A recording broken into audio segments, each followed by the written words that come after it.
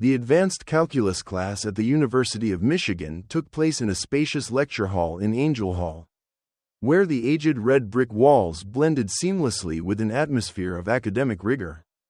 On Tuesday morning, the crisp autumn sunlight streamed through the tall windows, casting a warm glow on the polished wooden seats and the blackboard filled with intricate equations. Today was no ordinary lecture. It was an important session attended by professors from other departments as part of the university's annual teaching evaluation program. A soft murmur spread through the students as they prepared their notebooks. But the room quickly fell silent when Professor Linda Cartwright entered. The sharp clicks of her high heels against the wooden floor echoed through the hall. As precise and commanding as her demeanor, Jack Reed sat in the third row from the back, near the aisle, absent-mindedly tapping his pen against the thick calculus textbook on his desk. At 20 years old, Jack was a young black man with short, tightly coiled hair, deep brown eyes filled with determination, and a lean yet resilient frame. He wore a simple gray hoodie and jeans, blending in with the other students, yet his focus remained locked on the blackboard, where complex problems awaited. Jack wasn't just another student. He was one of the few who had earned a spot in Professor Cartwright's advanced calculus course, a notoriously challenging class where only the sharpest minds could keep up. To him, this wasn't just a class, it was a chance to prove himself in an environment filled with doubt and unspoken biases. Professor Linda Cartwright, at 50, was a formidable figure in the mathematics department. Her silver blonde hair was pulled into a tight bun. Her steel-framed glasses rested low on the bridge of her nose, and her voice was as sharp as a scalpel. She was known for her strict standards and unyielding discipline. Students had nicknamed her the Ice Queen, not because she was unfeeling, but because she never tolerated mistakes. Over 2 decades of teaching, she had shaped countless mathematical prodigies while also seeing many students drop out, unable to withstand the pressure. Today, she stood before the blackboard, chalk in hand, her gaze sweeping over the class like a general surveying the battlefield. "We will begin with the Laplace transform," she announced, her voice steady and authoritative. "I trust you've all come prepared." Among the professors observing the lecture, the most prominent was Professor Harold Whittaker, a tall, thin man in his 60s with stark white hair and thick glasses. As the head of the physics department, Whittaker was known for his conservative views and his unapologetic opinions, especially his skepticism toward black students in elite academic programs. Seated in the front row reserved for faculty, he scribbled notes in his notebook, but his sharp gaze kept drifting toward Jack with a scrutinizing look. Accompanying him were Professor Margaret Ellis from the chemistry department and Professor David Nguyen from the engineering department, both carrying their own unspoken biases. Though not as openly as Whittaker, when Jack raised his hand to answer one of Cartwright's opening questions, Whittaker leaned toward Ellis and muttered, "He probably got in because of affirmative action. I don't believe someone like him can keep up in this class." Ellis smirked and nodded. "No doubt, Cartwright will soon realize he doesn't belong here." Jack heard their whispers, not clearly, but enough to catch the doubt in their tone. His grip tightened around his pen, but he refused to let it shake his focus. He had seen those looks before, since childhood, growing up in a struggling neighborhood on the east side of Detroit. His mother, Evelyn Reed, had been a middle school math teacher who sacrificed everything to give him a chance at a better future. She worked extra hours, tutored on weekends, and saved every penny to buy him books, always telling him, "Math doesn't discriminate, Jack. You can do this if you believe in yourself." She had nurtured his love for numbers, from simple kitchen table exercises to the complex equations he later solved in his cramped bedroom.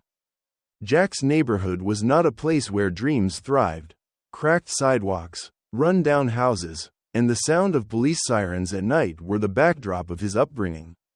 Prejudice had followed him like a shadow, from teachers who told him he wasn't smart enough, to classmates who mocked him for trying too hard.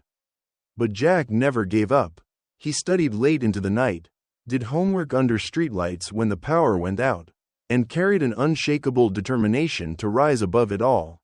His best friend, Brian Carter, had been his greatest supporter. A lanky white boy with messy blonde hair. Brian wasn't great at math like Jack, but he always had his back.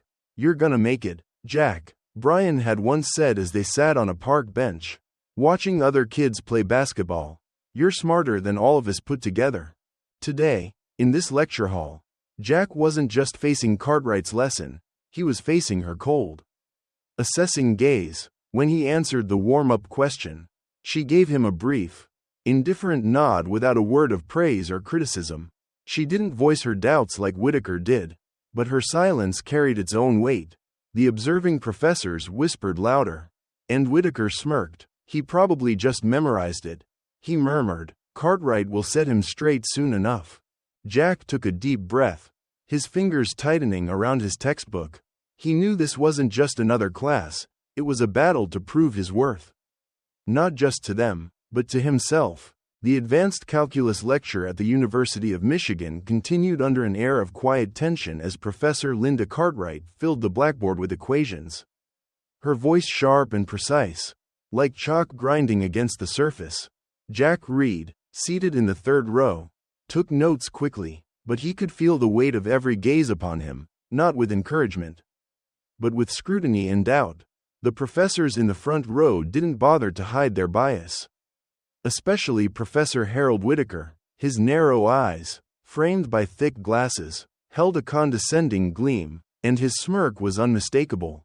From the moment class began, he had been the first to dismiss Jack's abilities. When Cartwright posed a problem for the students to solve, Jack raised his hand for the second time. He stood up, his voice slightly unsteady but clear. "I believe the answer is the integral from 0 to infinity of e to the negative x squared." Professor Cartwright paused, turned to face him, and let her icy blue gaze sweep over him from head to toe. She didn't respond right away. Instead, she gave a curt nod, wrote his answer on the board, and methodically checked it. It was correct, but her demeanor remained unreadable, detached, as if she doubted whether Jack truly understood or had simply guessed correctly. Whitaker, seated below, leaned toward Professor Margaret Ellis and muttered just loud enough for Jack to hear. He probably memorized it from a textbook. There's no way someone like him solved it on his own. Affirmative action is ruining the standards of this class. Ellis let out a quiet chuckle and nodded. Exactly, Cartwright will realize soon enough, he doesn't belong here. Jack lowered his head, gripping his pen tightly, but he refused to let their words shake him. He was too familiar with doubt, not just here, but throughout his years growing up in the tough neighborhoods of East Detroit. His mother, Evelyn Reed, was a middle school math teacher with calloused hands from a lifetime of hard work. She worked from dawn until late at night, teaching at school before rushing to her second job at a grocery store to support Jack and his younger sister.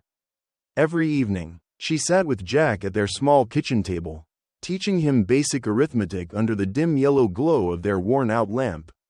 "Math is the language of fairness, Jack," she once told him, her eyes bright despite the exhaustion on her face. "It doesn't care who you are or where you come from. If you're good at it, it will prove it." She was the one who ignited his love for numbers. From simple equations to the complex formulas he later explored at the public library when they couldn't afford textbooks. Jack's neighborhood was an unforgiving place. Trash-strewn streets, gang members loitering on corners, and the wailing of police sirens were part of daily life. He grew up surrounded by low expectations, neighbors who assumed he would drop out like so many others, and teachers who told him he wasn't smart enough to pass a standard class, let alone make it to college. But Jack refused to give up. He studied late into the night under streetlights when their electricity was cut off, did homework on scrap paper his mother brought home from school, and held onto the unshakable belief that he could prove them all wrong. His best friend, Brian Carter, was one of the few bright spots in those difficult years. With an easygoing grin and a relentless optimism, Brian wasn't great at math like Jack, but he was always there for him. "You're smarter than all those teachers put together," Brian once told him as they sat on a park bench, watching other kids play ball. "Don't let them make you doubt yourself." Inside this lecture hall, doubt didn't just come from Whitaker.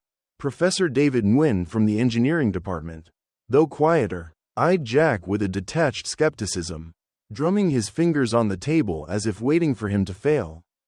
And then there was Professor Cartwright, who, though not openly condescending like Whitaker, couldn't hide her scrutiny. When Jack correctly answered another question, she turned to him, her tone flat. "Are you sure, Reed? I'd rather not waste time checking foolish mistakes."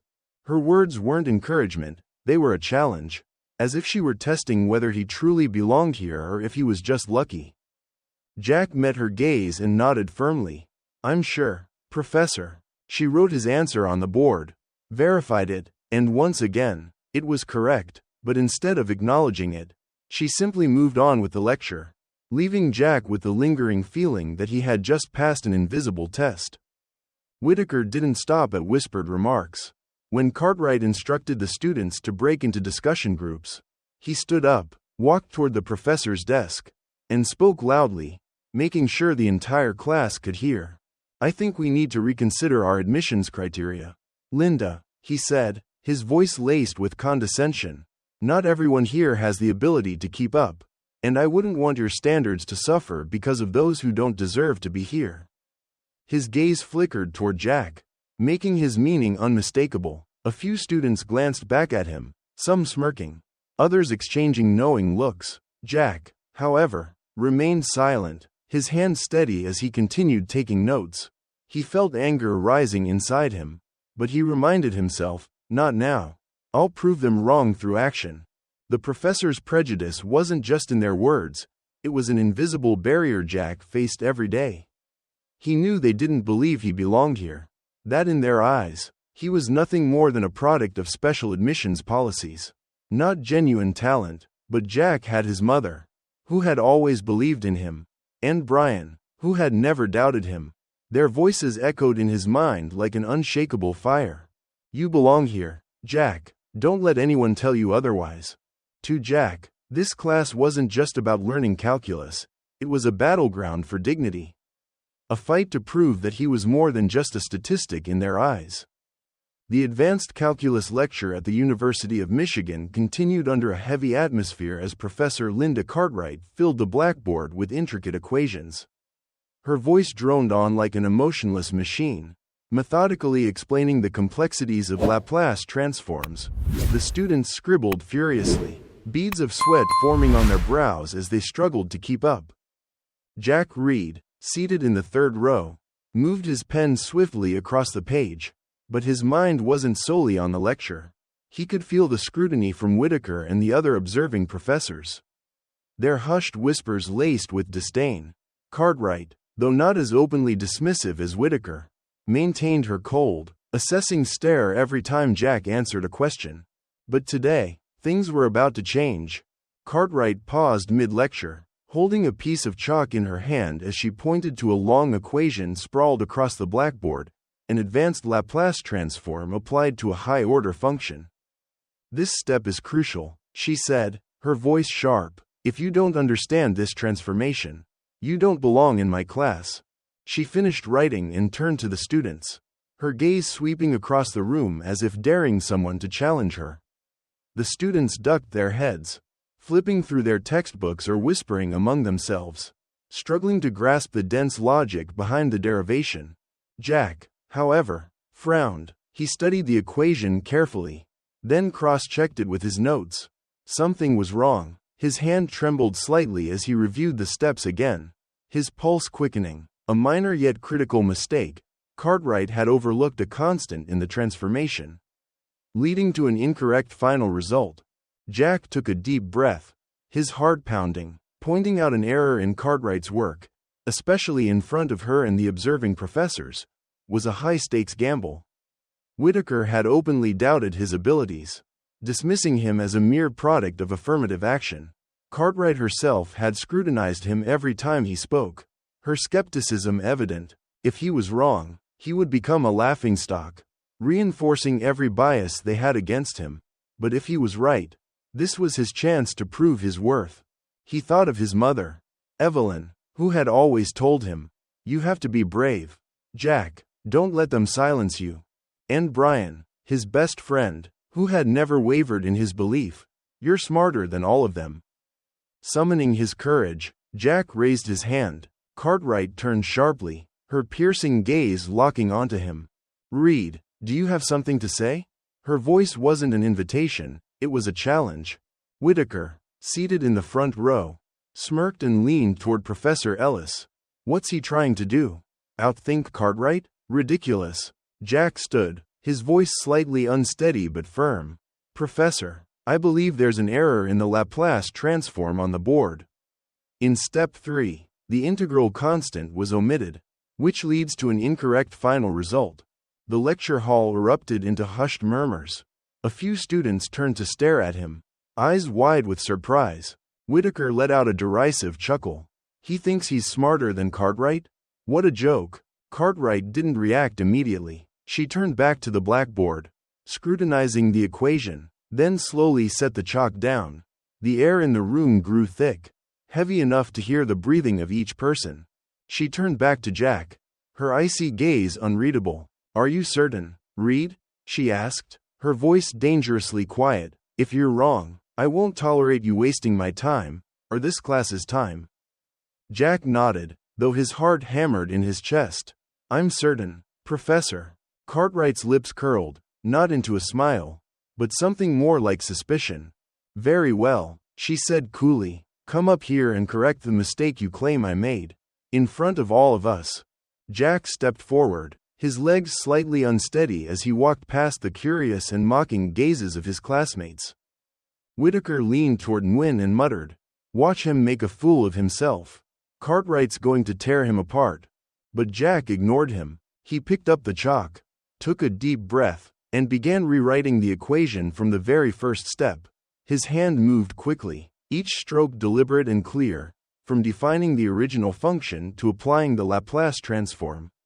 Then, he reached the critical third step, where Cartwright had omitted the constant. He explained each stage, his voice quiet but firm. Here, when we perform the transformation, we must retain this constant to maintain continuity. If omitted, the result shifts by 1 unit. Finishing the equation, he set the chalk down and turned to face Cartwright. She remained still, her eyes scanning the board, meticulously checking each line. The lecture hall was so silent that even the faintest breath could be heard. Whitaker's smirk faded, his face stiffening. After what felt like an eternity, Cartwright turned back to Jack. Her voice, no longer cold, carried a hint of surprise. You're right, Reed, I did overlook that constant. She rewrote the correct result on the board, following Jack's explanation, then met his gaze. You may sit down. No praise, no warmth, yet the mere acknowledgement of her mistake was something no one had expected. Whitaker's face paled. He whispered to Ellis, that was just luck. But Professor Nguyen, usually reserved, gave a small nod. Not luck, he knows what he's doing. A hushed ripple spread through the students. A few exchanged glances, their expressions shifting from amusement to respect. Cartwright resumed her lecture, but the atmosphere had changed.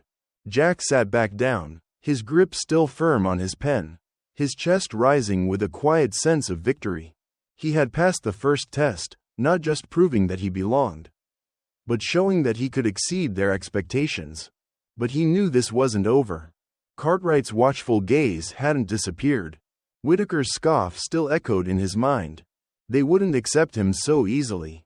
Jack steadied himself. I have to keep going.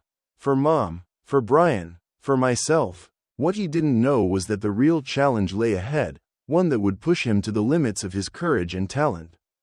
Jack Reed had barely settled back into his seat when Cartwright's voice rang out. Sharper than before. Well done. Reed spotted a mistake that I intentionally left in to test your attention to detail.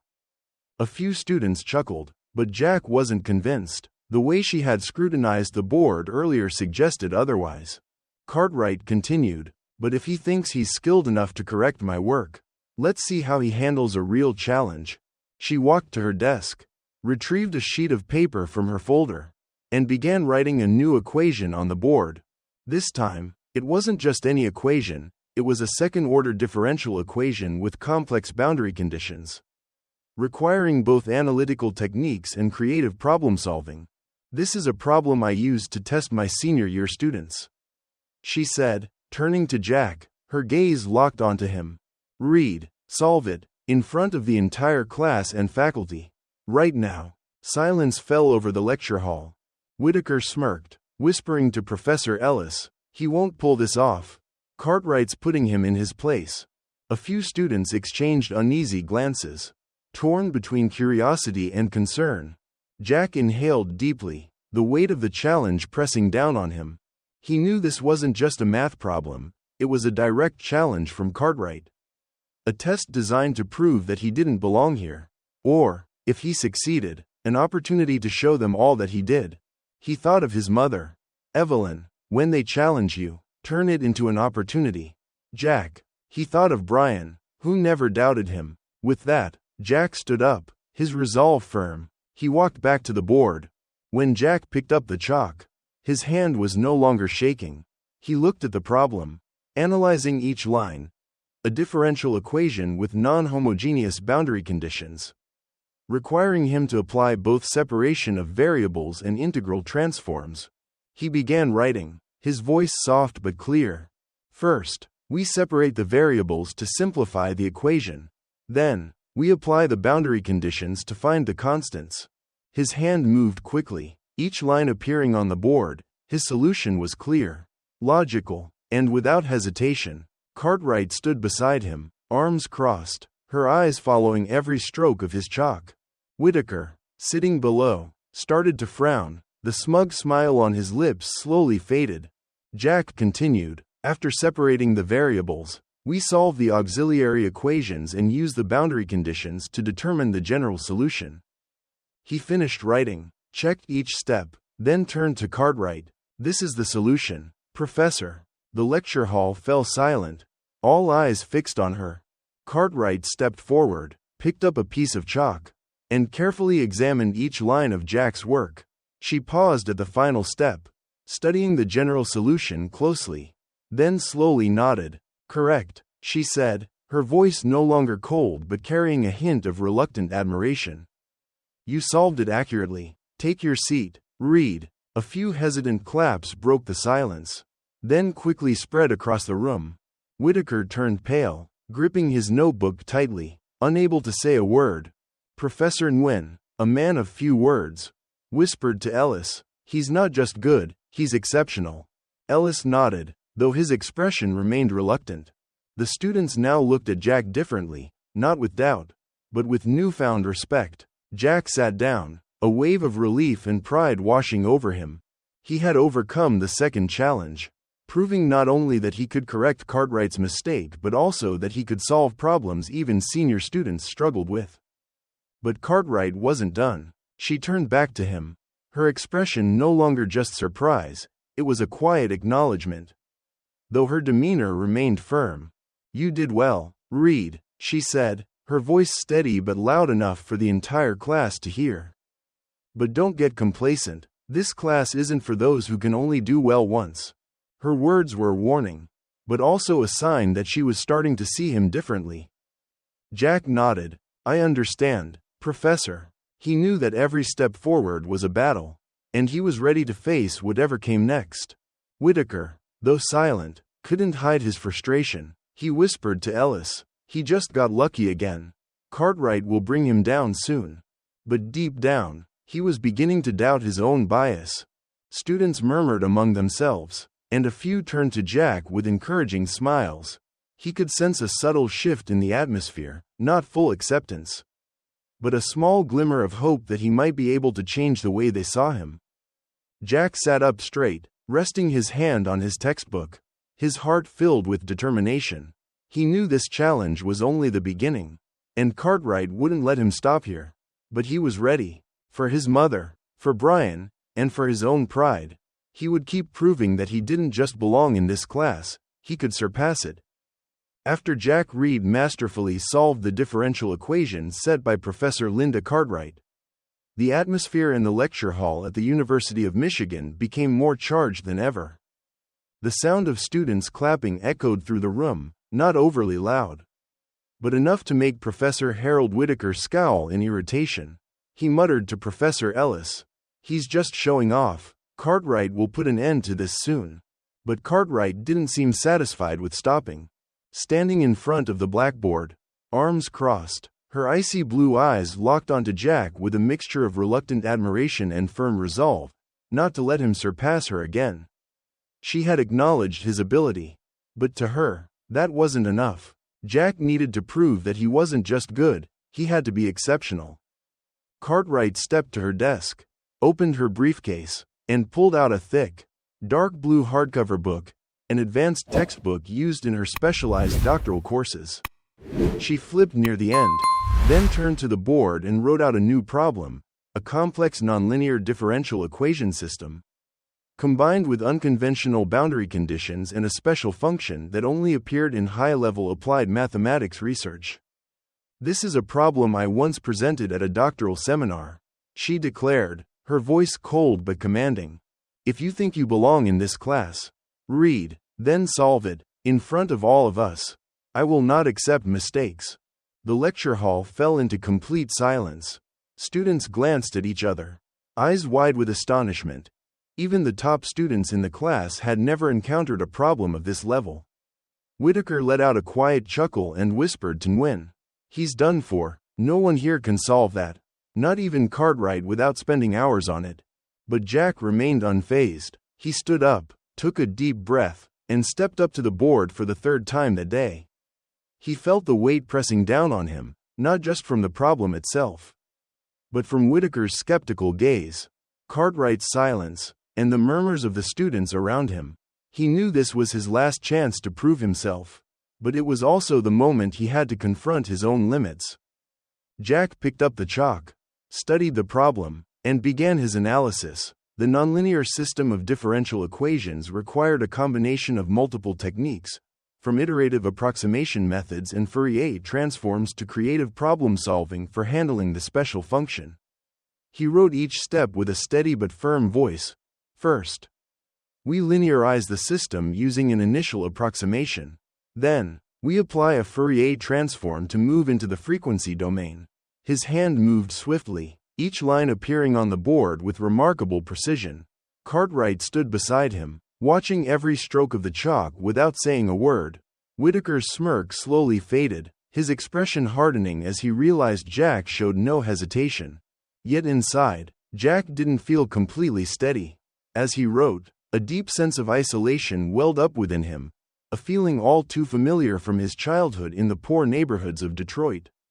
He had always felt out of place in academic settings like this, where he had to work twice, even 3 times as hard just to be acknowledged. Every day in class, he faced skeptical glances, whispered remarks, and the lingering sense that he didn't truly belong. He wrestled with the choice between staying silent to avoid trouble or standing up to defend his dignity. A part of him wanted to walk away, to escape those judging eyes and avoid becoming a target of discrimination. But then he thought of his mother, Evelyn, who had always told him, "You don't get to quit, Jack. They may doubt you, but you have to believe in yourself."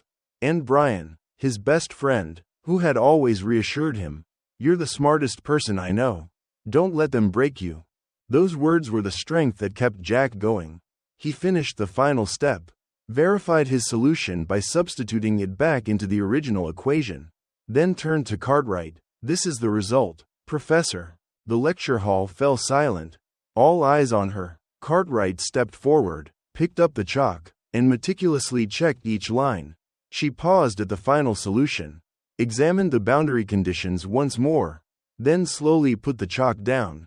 After a moment that felt like an eternity, she turned around. Her voice, no longer cold, had softened. "Perfect, not a single mistake." She looked at Jack, and this time, there was no doubt in her eyes, there was recognition, even if she wasn't ready to say it aloud. The lecture hall erupted in applause, no longer hesitant, but filled with genuine admiration. Whitaker turned pale, gripping his notebook tightly, unable to say a word. Professor Nguyen whispered to Ellis, "He's not just good, he's a genius." The students looked at Jack differently now, no longer with curiosity or skepticism, but with deep respect. Some even stood up to applaud. Despite Cartwright's stern gaze, Jack stood there, chalk still in hand, feeling a rush of triumph mixed with exhaustion. He had solved a graduate-level problem, proving his brilliance in front of everyone. But he also understood the cost, the loneliness and relentless pressure that would never fade. Cartwright turned back to the class, her voice firm. "That's enough. Let's continue with the lecture." But the way she looked at Jack had changed, no longer scrutinizing, but carrying an unspoken respect. Jack returned to his seat, his mind swirling with emotions. He had won this battle, but he knew the war wasn't over. Whitaker and the prejudices still remained, and he would have to keep fighting. To him, this wasn't just about solving a math problem. It was a declaration that no one would ever define his worth but himself. After Jack Reed brilliantly solved the graduate-level problem, the lecture hall at the University of Michigan no longer saw him as an outsider. The applause from the students, the admiring glances from a few, and the uncomfortable silence of Professor Harold Whitaker marked a turning point in his journey. Professor Linda Cartwright, though reluctant to acknowledge Jack's talent, wasn't about to let him stop there. As the lecture ended and students began packing up their books, she called him over, her voice low but meaningful. "Reed, you did well today, but if you really want to prove yourself, I suggest you enter the national math competition next month. That's the real arena for someone like you, if you dare." Her words weren't encouragement, they were a challenge, a test to see just how far Jack could go. Standing in front of her desk, gripping his textbook tightly, Jack's eyes burned with determination. "I'll do it, Professor." Cartwright smirked, not a smile, but a subtle sign of approval. "Good," she said, "don't disappoint me." Jack nodded and left the lecture hall with a new goal. He knew the national competition wasn't just an academic battleground. It was a chance to shatter every lingering prejudice.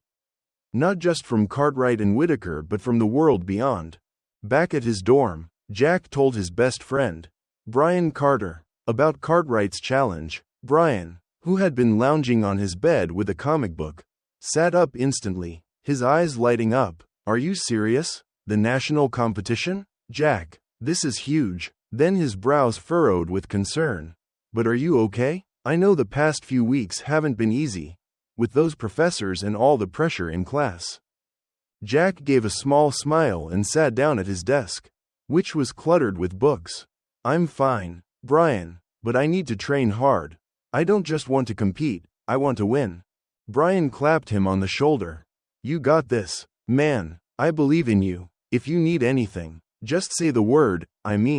I won't understand a single thing about your equations, but I'll try." From that day on, Jack threw himself into training like a machine. He spent hours in the library, studying past competition problems, from differential equations to analytic geometry and number theory. He worked late into the night, only stopping when his eyes burned and his hands ached from exhaustion. His mother, Evelyn, called every evening, her voice warm through the phone. "Don't push yourself too hard, Jack, but I know you can do this. I'm always proud of you." Her words gave him strength to keep going, even when fatigue and doubt crept in. Brian, though far from a math whiz, was always by his side, bringing him coffee, reminding him to take breaks, and sometimes just sitting there, listening to Jack explain complex problems with a clueless but supportive look on his face. The day of the competition arrived. Jack stepped into the convention center in Chicago, where hundreds of students from across the United States had gathered. The atmosphere was tense. Some of the brightest minds from MIT, Stanford, and Harvard sat scattered throughout the hall, gripping their pens and notebooks with quiet confidence. Dressed in his familiar gray hoodie, Jack felt like an outsider in the crowd, but he reminded himself, "I'm not here to fit in. I'm here to win." The competition had 3 rounds, a written test, a speed round, and a head-to-head elimination round. Jack breezed through the written test with near-perfect scores, solving problems on integrals and matrices with precision and speed. The speed round was tougher. He had to tackle challenging problems under strict time constraints. But he stayed calm, applying the techniques he had practiced night after night. By the time he reached the elimination round, Only 8 competitors remained. His final opponent was Emily Chen, a third-year student from MIT with an impressive track record in mathematics. The final problem appeared on the board, a number theory challenge combined with complex analysis. Demanding both speed and creativity, Jack and Emily stood before the massive whiteboard, chalk in hand. As the audience held their breath, Jack analyzed the problem in his head, recalling the Chinese remainder theorem and a unique approach he had once read in an old library book. He wrote quickly, each step appearing crisp and methodical. Emily wasn't far behind, her mind working just as fast. But Jack finished first. He double-checked his answer, then raised his hand. Done. The judges reviewed his solution, and after a tense moment, they announced Jack Reed from the University of Michigan as the winner. The hall erupted in applause. Jack stood still, his hands still dusted with chalk, victory washing over him like a wave. Emily shook his hand with a smile. "You're really good." Jack nodded in gratitude, but his eyes scanned the audience. There, Brian was cheering wildly, yelling at the top of his lungs. "I told you, you're number one." Jack smiled, thinking of his mother, who was undoubtedly watching the livestream from home, tears streaming down her face. In the crowd, Cartwright, attending as a guest judge, rose to her feet. Clapping, her face remained stern, but the respect in her eyes was undeniable. As Jack accepted the championship trophy, he knew he had won more than just a competition. He had triumphed over doubt, prejudice, and the limitations others had tried to place on him. He had proven his brilliance not just to Cartwright or Whitaker, but to himself. And yet, he also knew this victory was just the beginning, a new chapter. A chance to redefine how the world saw people like him. When Jack Reed raised the National Math Championship trophy high, the conference hall in Chicago erupted in thunderous applause. Professors, students, and spectators rose to their feet, awed by his brilliance. Even Professor Harold Whitaker, despite his reluctance, clapped, his usual smirk replaced by something more reserved. Professor Linda Cartwright stepped onto the stage, her once cold gaze now tinged with a hint of pride. Shaking Jack's hand, she spoke in a clear, measured voice. "Daniel Reed has proven that talent knows no boundaries. You've impressed me, Reed." A rare admission from the Ice Queen sent ripples of murmurs through the audience. Jack nodded, his heart swelling with emotion. Back at the University of Michigan, Jack became an inspiration, shattering the doubts of those who had once questioned him. Determined to give back, he started a free math club for underprivileged students. Standing before them, he smiled warmly and said, "I once thought I didn't belong here. But you can, if you believe in yourself." Cartwright, realizing her misjudgment, changed her approach. She became Jack's mentor, offering him unexpected support. During one of their meetings, she admitted, "I was wrong to doubt you. Now, I'll help you go even further." At graduation, Jack took the stage, sharing his journey. "I grew up facing doubt and prejudice, but courage and perseverance helped me rise above it. Never give up on your dreams, believe in yourself. Just as I did." The hall erupted in applause, and he closed with a powerful message. "We all have worth, no matter where we come from." Jack didn't just change how people saw him, he changed an entire generation. And now, I want to hear from you. What do you think about Jack's journey? Have you ever faced doubt and proven yourself? Share your story in the comments. I'd love to hear it. If this story of perseverance and transformation inspired you, don't forget to subscribe and turn on notifications for more uplifting content. Together, we can spread hope and belief. See you in the next video.